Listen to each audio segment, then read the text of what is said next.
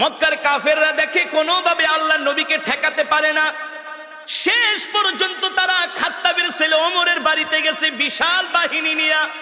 Abu Jahl, Abu Lahab, Utba, শাইবা, Walid ইবনে মুগীরারা খাত্তাবের ছেলে ওমরের বাড়িতে গেছে। যে বলে, ওমর শোনো শোনো, তুমি হলো আমাদের সবচেয়ে বড় নেতা, তুমি হলো শক্তিশালী সাহসী যুবক, আমরা তোমার কাছে একটা বিপদে পড়ে এসেছি। ওমর বলে, কি বিপদ বলো? বলে, এই মুহাম্মদ আমাদের বিরুদ্ধে অপপ্রচার করে, এই মুহাম্মদ বানায়া বানায়া কবিতা বলে সেটাকে কোরআন বলে চালায় দেয়। ওমর বলো, আমরা তো মুহাম্মদের এই কর্মকাণ্ড মেনে নিতে পারি না। বলেন নাউজুবিল্লাহ।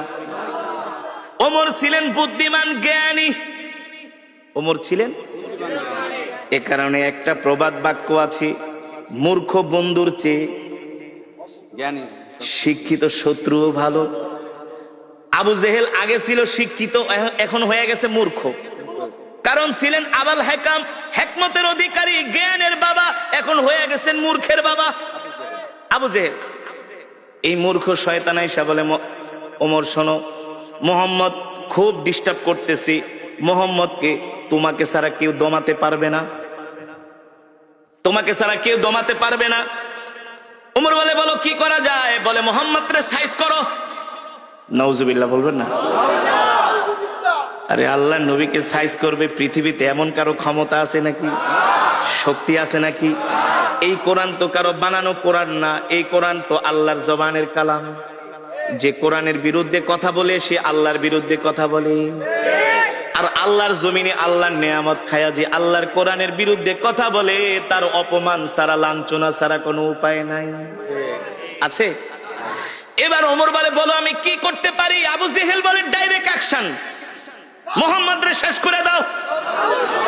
আরো জোরে বলেন নাউজুবিল্লাহ। মুহাম্মদরে মক্কা থেকে বের করে দাও। ওমর বলে, ঠিক আছে, নেতা দায়িত্ব দিছেন, আমি চিন্তা ভাবনা করি কি করা যায়। হেদায়েতের মালিক কি? হেদায়েতের মালিক আল্লাহ, হেদায়েতের মালিক আল্লাহ। হযরত ওমর বলে, ঠিক আছে, আমি চিন্তা করে দেখি মোহাম্মদকে কি করা যায়।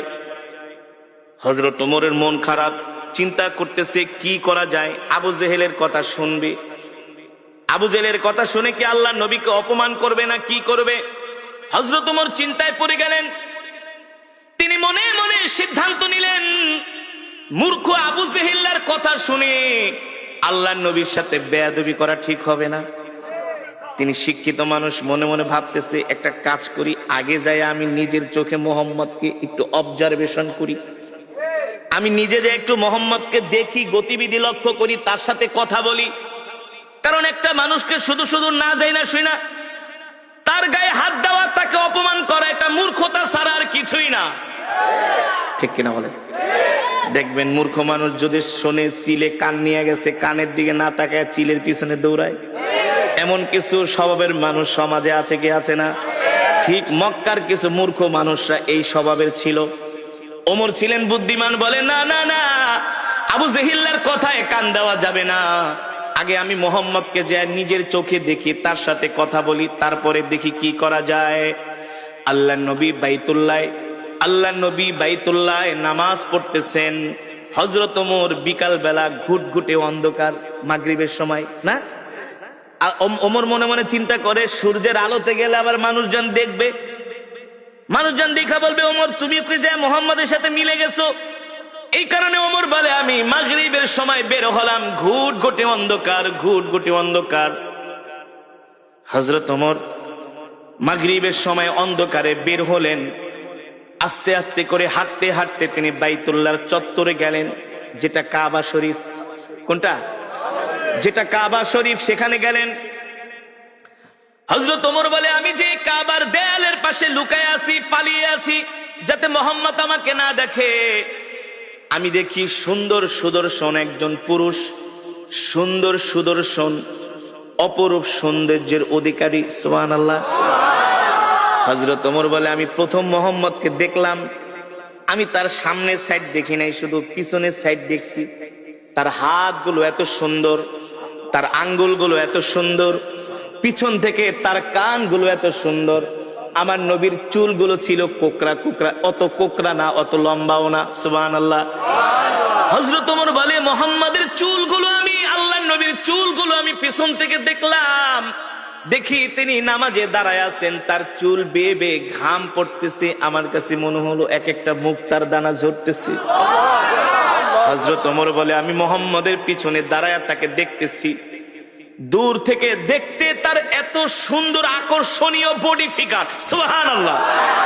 আমার নবী কেমন সুন্দর ছিলেন, কেমন সুন্দর ছিলেন, এমন সুন্দর এমন সুন্দর পৃথিবীতে আল্লাহ তাআলা এত সুন্দর করে পৃথিবীতে কাউকে বানায় নাই, আর বানাবেও না।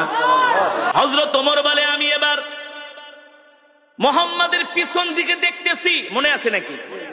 ওই যে হযরত ওমর বলে আমি বাইতুল্লাহ গেলাম মুহাম্মদকে অবজারভেশন করার জন্য, পরীক্ষা করার জন্য।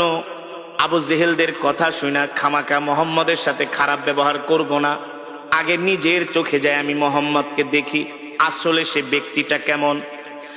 এবার হযরত ওমর বলে আমি পিছনে দাঁড়ায় দাঁড়ায় মুহাম্মাদের পিছনের সৌন্দর্য দেখাই আমি পাগল হয়ে গেছি। আল্লাহু আকবার।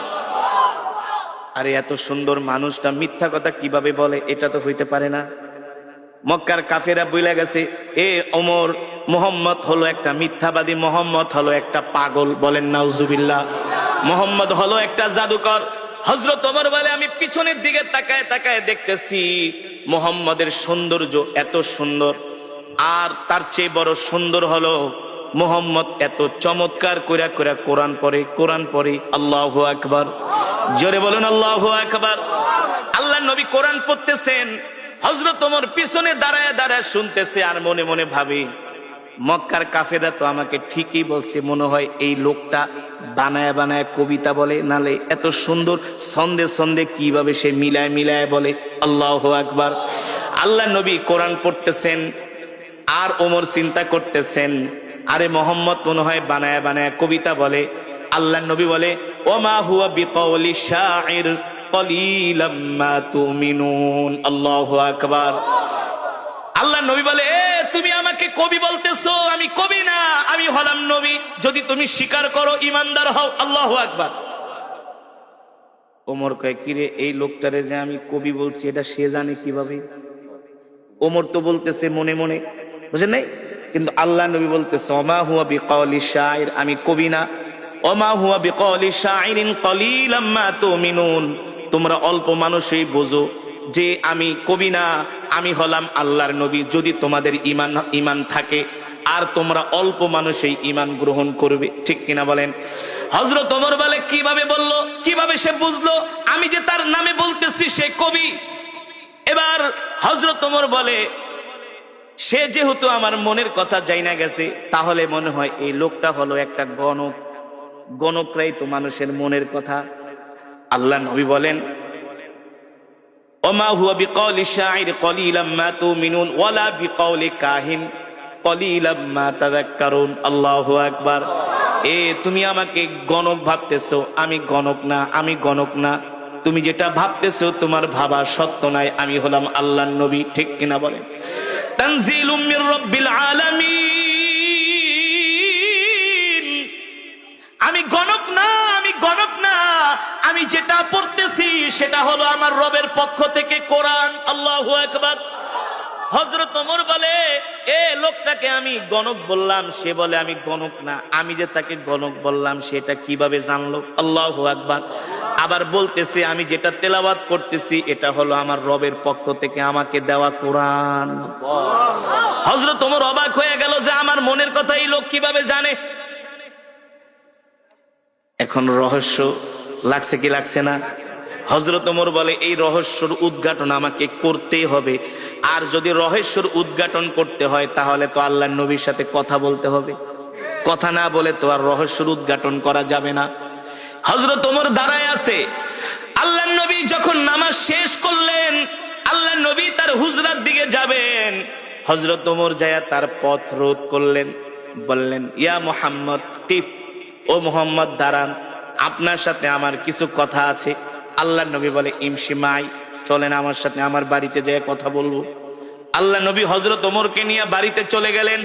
সুবহানাল্লাহ বলে। আল্লাহর নবী হযরত ওমরকে নিয়ে বাড়িতে চলে গেলেন। আল্লাহর নবীর সাথে হযরত ওমর যখন বাড়িতে গেলেন, হযরত ওমর বারবার আল্লাহর নবীর চেহারার দিকে তাকায়, সুবহানাল্লাহ। আর সে নিজে নিজে মাপতেছি, ভাবতেছি, চিন্তা করতেছি, আল্লাহর নবীকে বোঝার চেষ্টা করতেছে। মক্কার সব কাফেরেরা যার বিরুদ্ধে, আমি আজকে তার সামনে। হ্যাঁ, মক্কার কাফেরেরা যার বিরুদ্ধে এত মিথ্যা প্রোপাগান্ডা ছড়িয়েছে, আমি তার সামনে।